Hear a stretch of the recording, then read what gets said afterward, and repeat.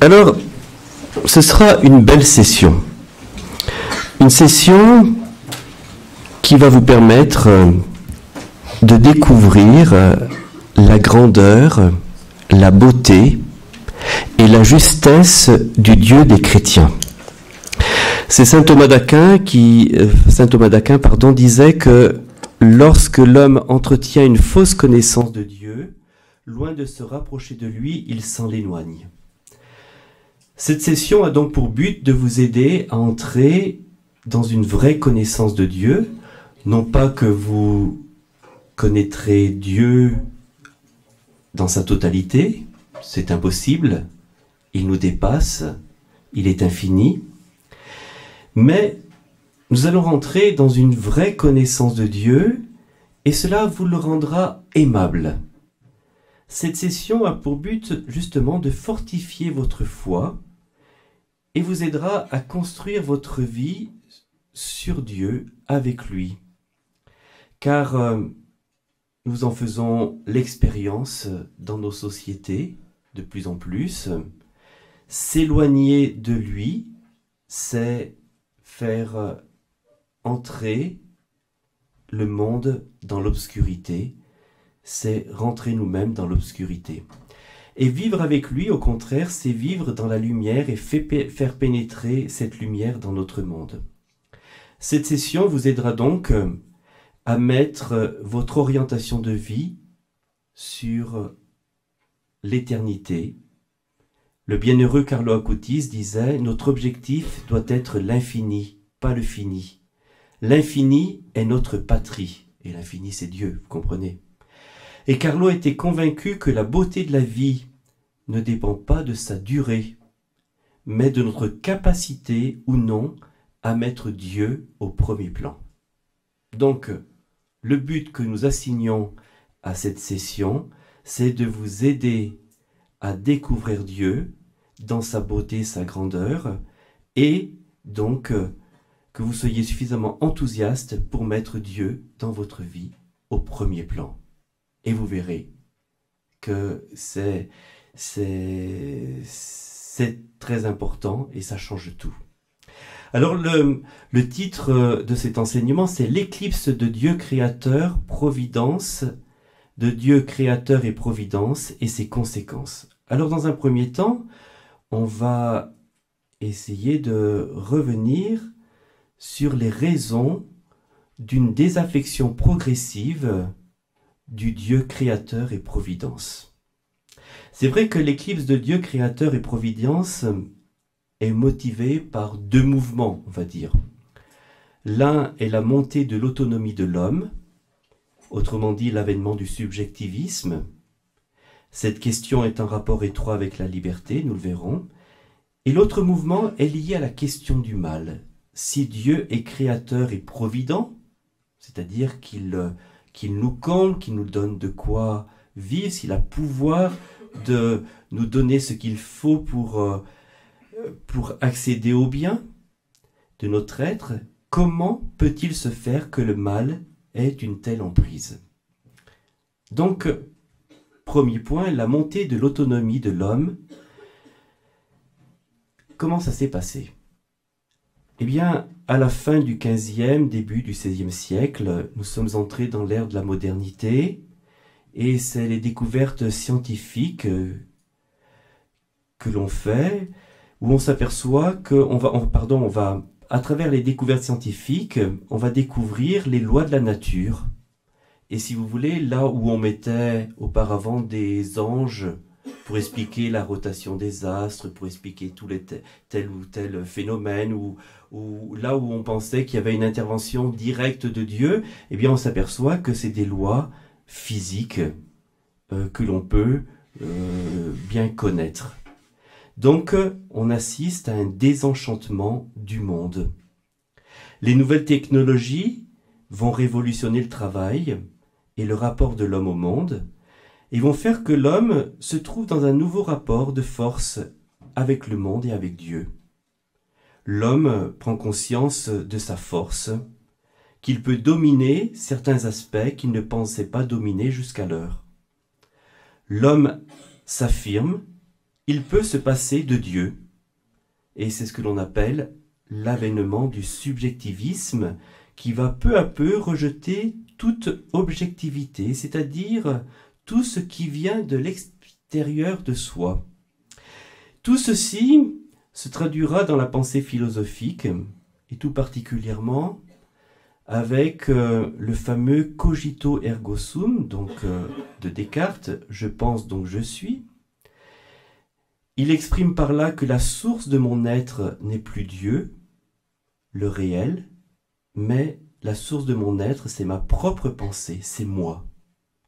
Pour Descartes, la nature des choses, c'est-à-dire le sens des choses, n'est plus donné par Dieu, c'est-à-dire que les choses n'ont pas de finalité en soi. C'est moi qui vais donner le sens aux choses.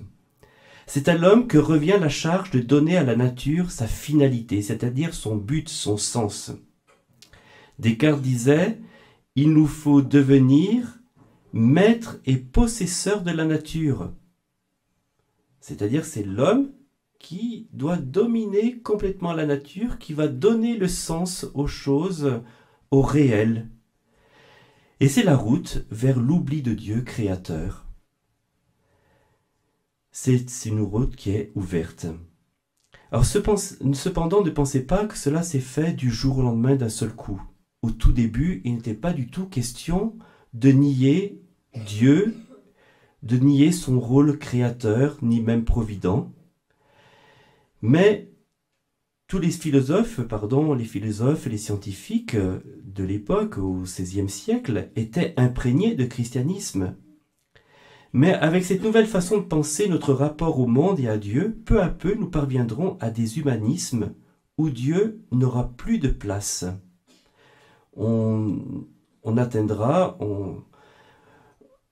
Naîtront des humanismes athées et donc totalitaires. Alors, par exemple, voyez-vous, les philosophes des Lumières, donc ça c'est le XVIIIe siècle, eh bien les philosophes des Lumières, comme Voltaire, admettent Dieu. Mais, voyez-vous, c'est un Dieu qui ne se révèle pas, qui n'agit pas dans notre histoire. Pour les philosophes des Lumières, il y a un refus de la révélation. Pour eux, c'est de l'obscurantisme. Voltaire était un déiste, il disait « Dieu a créé l'horloge, quel monde ?» Mais il en a donné les lois, peut-être, mais l'horloge maintenant, elle tourne toute seule et on n'a plus besoin de Dieu. Et surtout, ne croyez pas que Dieu s'autocommunique aux hommes, qu'il se révèle. Ça, il n'en voulait pas. Parce que s'il se révèle, alors on est obligé de lui obéir. Mais comme on a atteint l'autonomie, c'est-à-dire qu'on veut être nous-mêmes autonomes, eh bien, on refuse la révélation. Et c'est pour cela que, après, il y aura tout un courant qui va faire en sorte qu'on va détruire la révélation. On va remettre en doute la Bible, l'historicité de la Bible. Alors là, je vous ai parlé des Lumières, je vais vous donner une liste de quelques philosophes qui vont amener toujours plus loin l'homme à nier Dieu. Par exemple, Feuerbach, donc mort en 1872, il disait que le tournant de l'histoire sera le moment où l'homme prendra conscience que le seul Dieu de l'homme est l'homme lui-même. Voilà. Thomas Huxley, donc mort en 1895, va répondre à la question de l'origine de l'homme et il va absolutiser les hypothèses de Darwin. L'homme ne vient pas de la création de Dieu, mais il vient de l'évolution, fruit du hasard. Voilà, pour lui, l'évolution était uniquement liée au hasard. La science, disait-il, a percé le mystère de l'origine de l'homme. L'homme ne venant pas de Dieu créateur, il n'a donc pas à obéir à ses soi-disant lois. Après, vous avez un certain Freud, mort en 1939, le fondateur de la psychanalyse, qui va donner une nouvelle interprétation de l'homme. Et il va mettre le primat sur le désir. le désir devient un absolu. Il va déculpabiliser totalement le plaisir sexuel. Il servira d'appui à la révolution sexuelle, laquelle enfermera l'homme dans sa libido et le coupera de Dieu. Voilà. Il faut que l'homme puisse, entre guillemets, satisfaire tous ses désirs. Voilà. Nietzsche, mort en 1900, Nietzsche, prêche le surhomme, c'est-à-dire un individu supérieur où la volonté de puissance se déploie. Cela signifie qu'il est libre et donc, comme il dit, qu'il est créateur. Il a lui-même assez de puissance pour créer ses propres valeurs. C'est lui désormais qui définit le bien et le mal. Et puis, on va terminer avec un philosophe français, Jean-Paul Sartre, mort en 1980, donc il y a un peu plus de 40 ans. Il va faire de la liberté un absolu, la liberté coupée de toute morale et de toute responsabilité. Ce qui compte, c'est mon choix. Alors, voyez-vous, dans tout cela, eh bien, va se diffuser une mentalité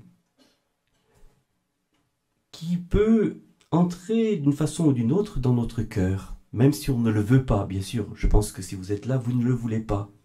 Mais va se diffuser la mentalité que Dieu est le concurrent de ma liberté. En définitive, le rejet d'un Dieu créateur et provident est motivé par le fait que l'homme veut sauvegarder sa liberté. Dieu est vu comme un concurrent de ma liberté. Il m'empêcherait de faire ce que je veux, comme je veux et quand je veux. Et voyez-vous ce que disait ce poète, Dietrich Henrik Keller, mort en 1921, dans une lettre à Max Scheler. Il écrivait ceci: « Même si l'on pouvait prouver que Dieu existe, je ne veux pas qu'il existe, parce qu'il me limiterait dans ma grandeur. » Voilà. Alors ça vous étonne, mais sachez qu'on vit dans cette perspective. Essayez de réfléchir à toutes les informations que vous recevez au jour le jour, toutes les transformations des lois sociétales. Eh bien c'est les manifestations de cet absolu de l'homme qui se prend pour Dieu. Tout simplement. Dieu, en quelque sorte, est sommé de se retirer afin que les créatures puissent enfin exister et respirer. Quelle logique trompeuse!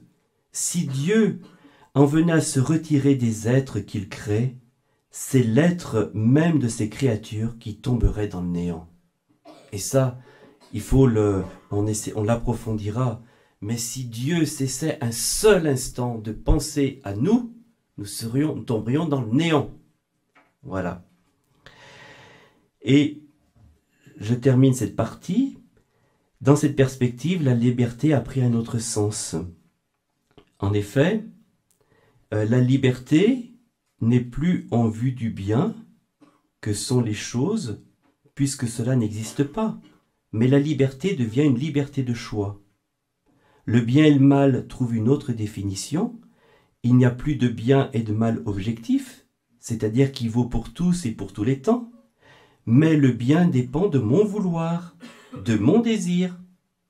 De manière caricaturale, les choses seront considérées bonnes par moi si elles permettent de réaliser mon désir, et elles seront mauvaises si elles ne le permettent pas.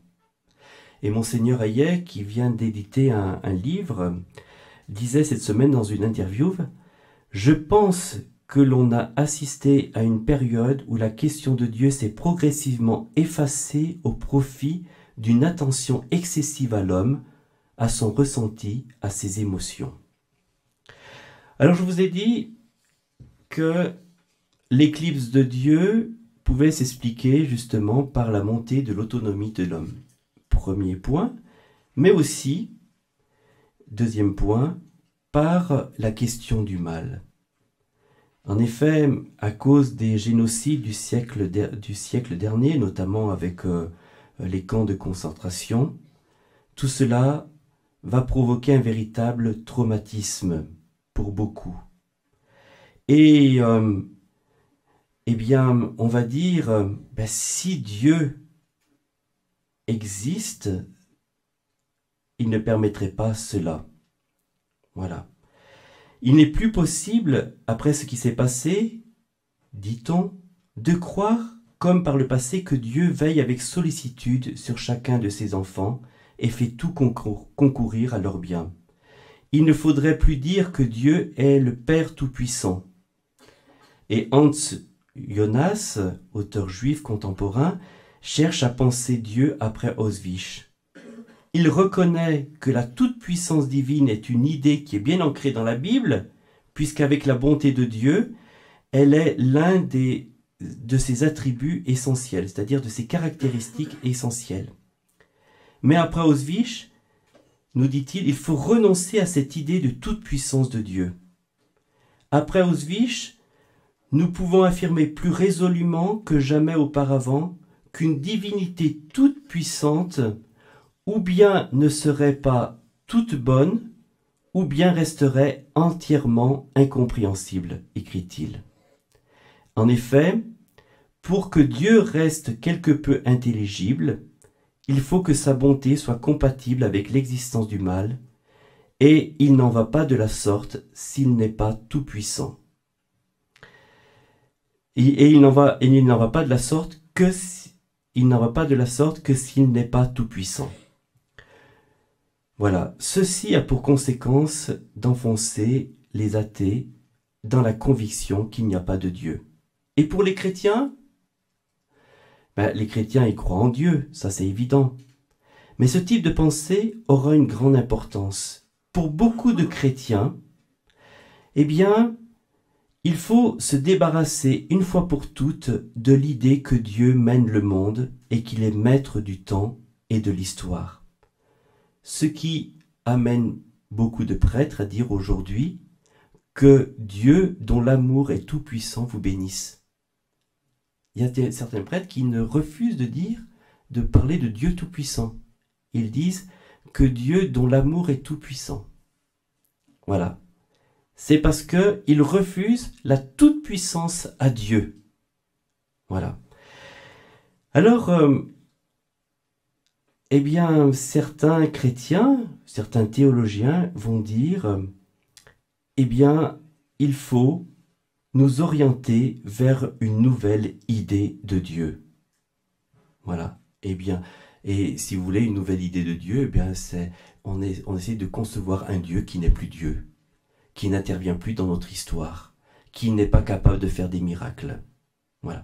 Alors maintenant, on va regarder les conséquences de l'éclipse de Dieu créateur et providence. Alors, sur le plan anthropologique, c'est-à-dire de l'homme, voilà, donc l'homme moderne, la conséquence c'est que l'homme moderne a pris la place de Dieu. L'homme, se faisant maître de tout, peut donc déconstruire toute chose et le reconstruire à sa guise. Et en plus de cela, il est aidé par les découvertes technologiques, qui en soi peuvent être bonnes, mais ces découvertes technologiques lui permettent de repousser les limites de sa nature. Et ainsi, il pense se refaçonner comme il veut. Les découvertes technologiques ne lui permettent non plus de rétablir la nature quand elle est cassée, quand on a notre corps qui marche mal, par la médecine, par exemple, par la chirurgie, on arrive à rétablir le bon fonctionnement en obéissant aux lois de la nature telles qu'elles nous ont été données. Mais les découvertes technologiques vont nous permettre de nous arracher à la nature. Le but n'est plus que notre corps soit réparé, mais qu'il soit vaincu. Cela permet à l'homme d'accéder au transhumanisme. C'est-à-dire de croire qu'il va pouvoir dépasser les limites jusqu'alors indépassables que lui donnait sa nature et devenir un autre homme. et l'homme n'a plus peur des comportements contre nature. C'est lui qui doit choisir. Comme il ne se reçoit plus comme créature, en effet, il devient son propre créateur, eh bien il est libre de disposer de son corps comme il l'entend et de construire son identité à sa guise. Et là, on touche les idéologies du gender. L'idéologie du gender procède de cette logique de l'oubli et du rejet de Dieu créateur. C'est moi, je refuse la nature telle qu'elle m'a été donnée, je vais me construire comme je veux selon mon désir. Voilà, c'est une illusion, vous comprenez bien.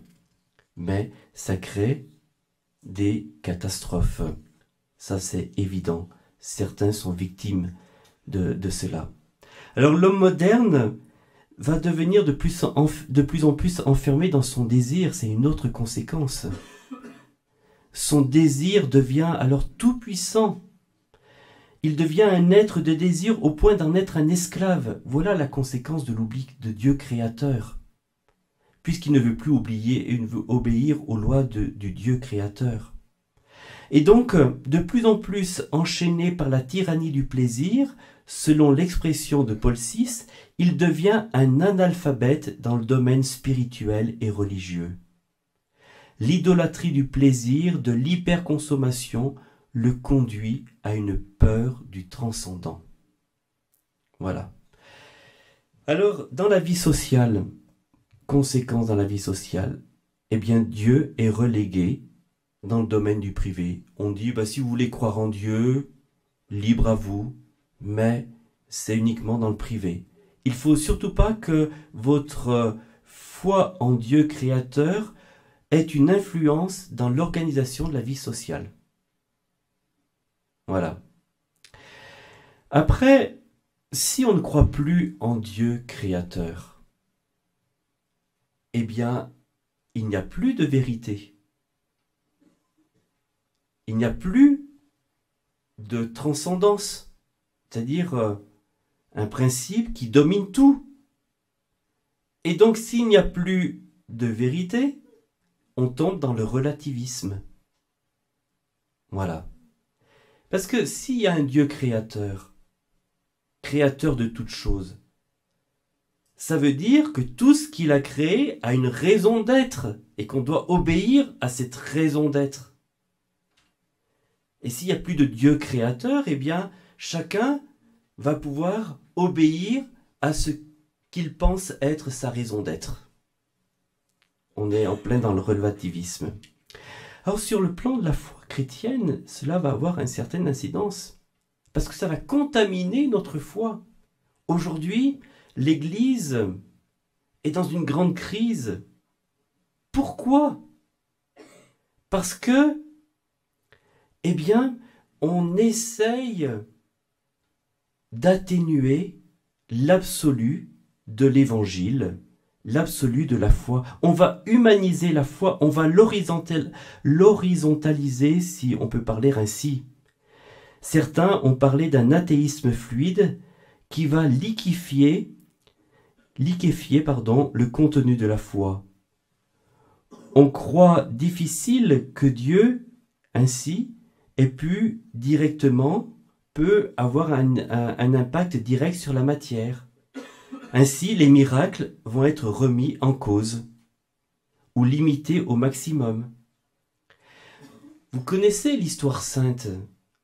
Dieu qui se révèle à Abraham, à Moïse, au peuple hébreu. Eh bien, quand vous allez dans certaines universités de théologie, on va mettre en doute cela petit à petit, en disant mais non, ça s'est pas vraiment passé comme ça, c'est d'une réflexion de l'homme qui a fait dire que Moïse avait agi de telle ou telle manière, qu'il y avait eu tel ou tel miracle.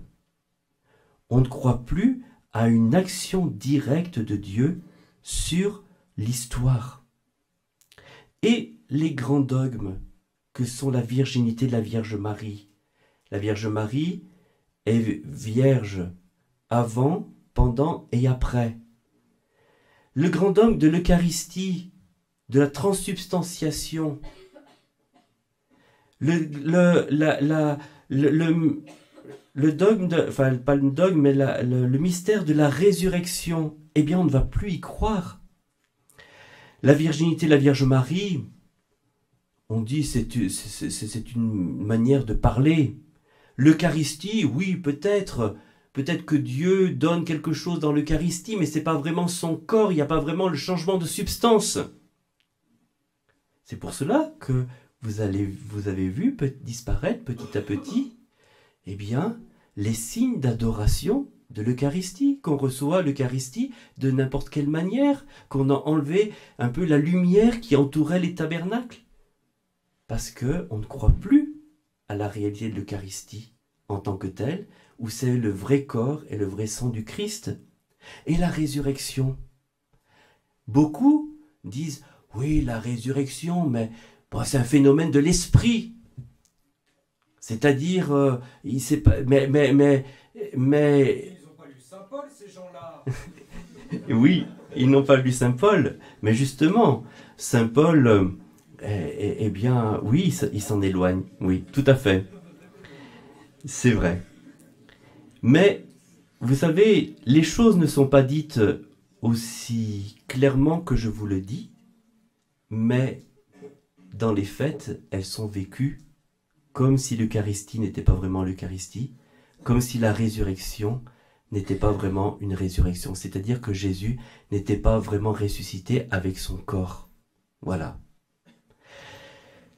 Et donc, je voudrais terminer. Voyez-vous la manière nous-mêmes d'avoir géré la crise du Covid?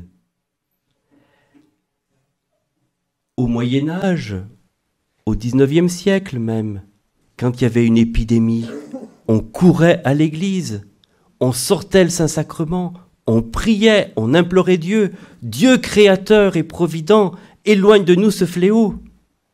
Qu'est-ce que nous avons fait, nous? Nous nous sommes éloignés de l'église, nous nous sommes terrés. Et notre toute-puissance était dans les gestes barrières, je crois qu'on appelait ça, oui. Voilà. Alors peut-être qu'il fallait des choses comme ça. Mais, voyez-vous, on attendait tout, je dirais, de ces gestes, de ces protocoles techniques, et on n'attendait rien de Dieu véritablement. Et quand on priait Dieu, eh bien, on priait Dieu de nous inspirer, d'avoir l'inspiration d'avoir des gestes de solidarité entre nous pour nous aider. C'était notre manière de concevoir la providence de Dieu à ce moment-là. Vous ferez très attention à certains textes qui ont été donnés pour prier Dieu. Vous verrez. Vous verrez. Alors,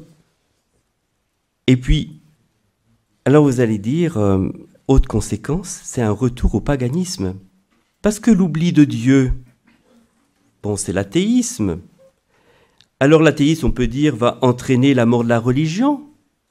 Mais que nenni, il n'en est rien. Il n'en est rien. Parce que l'homme a inscrit en lui le désir religieux. Et donc, il va créer une autre religion. Mais il ne va pas adorer le Dieu transcendant au-dessus de tout, qui est créateur, qui est provident. Mais il va adorer la nature. Il va sacraliser la nature. C'est ce qui se passe aujourd'hui. Voilà. Là où l'on n'adore plus Dieu, on adore les bêtes. C'est ce qui se passe aujourd'hui. Et voyez-vous, en même temps, je ne me moque pas, parce qu'il faut faire une action sur la nature, l'écologie, c'est très important. Mais, voyez-vous, il y a des autocollants qui disent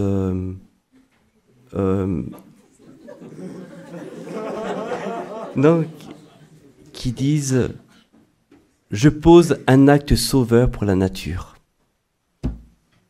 Voilà. On a besoin de salut, mais le salut ne vient plus de Dieu. Voilà. Mais on veut sauver la nature. Voilà. Et je me sacrifie non pas pour Dieu, dans l'amour de Dieu, mais je vais me sacrifier maintenant pour la nature. Voyez-vous, on a changé de plan. Alors là, excusez-moi, mais je dépasse. Oui. Alors,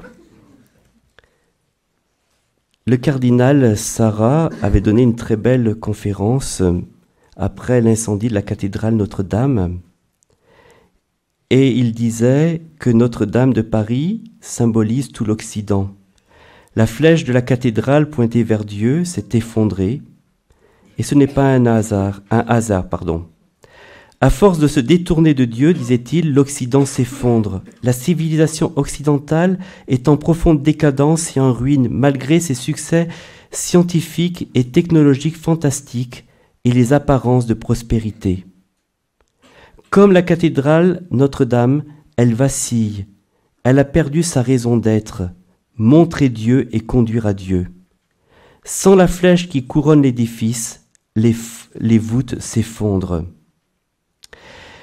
Et c'est vrai que refuser à Dieu la possibilité d'entrer dans tous les aspects de la vie humaine revient à condamner l'homme à la solitude. Et le cardinal a mis le doigt sur le point crucial, c'est le refus de la paternité. Il disait, je discerne au fond des cœurs occidentaux un profond refus de la paternité créatrice de Dieu. On a convaincu nos contemporains que pour être libre, il fallait ne dépendre de personne. L'Occident refuse de recevoir. Il n'accepte que ce qu'il construit lui-même. Voilà. Quand on oublie Dieu, l'homme se tourne sur lui-même, il ne veut plus recevoir des autres, surtout pas de Dieu, et donc il se détruit. Mais regardons la belle signification des cathédrales. Elles manifestent au contraire la grandeur de Dieu. Elles manifestent une grande foi à l'égard de Dieu. Les grandes cathédrales d'Occident n'ont pu être bâties que par des hommes de grande foi et de grande humilité qui étaient profondément heureux de se savoir fils de Dieu. Elles sont comme un chantre de joie, un chant de joie, une hymne à la gloire de Dieu. Elles sont l'œuvre de fils qui aiment et adorent leur Père du ciel. Tous étaient heureux de graver sur la pierre l'expression de leur foi et de leur amour pour Dieu, et non la gloire de leur nom. Leur chef-d'œuvre devait glorifier et louer uniquement Dieu. L'homme moderne occidental est trop triste pour réaliser de tels chefs-d'œuvre. Eh bien, ce soir, vous qui êtes ici, nous tous qui sommes ici, nous vous proposons de réaliser à nouveau ce chef-d'œuvre. Est-ce que vous voulez réaliser, relever cette belle cathédrale, ces belles cathédrales, construire une belle cathédrale? Nous vous proposons par cette session de retrouver le sens de Dieu, de découvrir combien notre Dieu est un Dieu plénier, grand, bon, tout-puissant. Il peut tout, il veut notre bien. N'ayons pas peur de Dieu, il ne vous enlèvera pas votre liberté, mais au contraire, en collaborant avec lui, en vous recevant de lui, votre liberté grandira. Vous explorerez des réalités beaucoup plus belles que votre moi et les caprices de vos désirs.